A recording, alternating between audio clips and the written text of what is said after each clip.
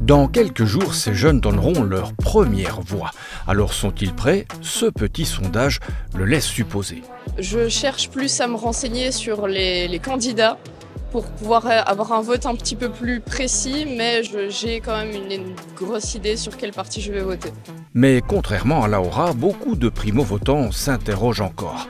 De quelle manière, avec quels outils, quels médias sont-ils fiables ou pas?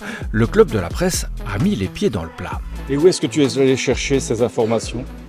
Ces informations, c'est ma professeure de CPC qui me les a données en premier, car elle nous a donné une vidéo avec un site internet. Et j'ai été regarder à ça. Il y a un parti qui m'a plus intéressé que d'autres. J'en ai regardé 2 sur internet, j'ai regardé des vidéos sur YouTube, etc. de débats. Et je me suis fixée il y a environ 2-3 mois.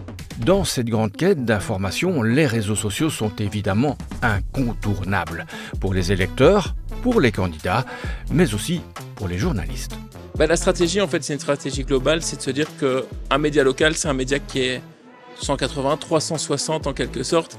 Et c'est qu'on va en fait avoir des produits d'appel pour aller vers nos produits habituels. Donc c'est-à-dire qu'on va faire des teasers, des interviews aux réseaux sociaux pour amener après la personne qui tombe sur le produit à aller sur nos propres contenus, qui sont télé ou internet. L'opportunité, c'est de rendre plus disponible, plus facilement, plus vite toute l'information, parce que franchement, avant, pour collecter tous les tracts, pour avoir tous les programmes, c'était beaucoup plus compliqué qu'aujourd'hui. Donc il y a cette facilité d'avoir accès à toute l'information. Danger parce qu'elle est si accessible, elle est aussi fatalement très manipulable et il faut pouvoir vérifier sa véracité. Des sites existent comme la plateforme de fact-checking de la RTBF.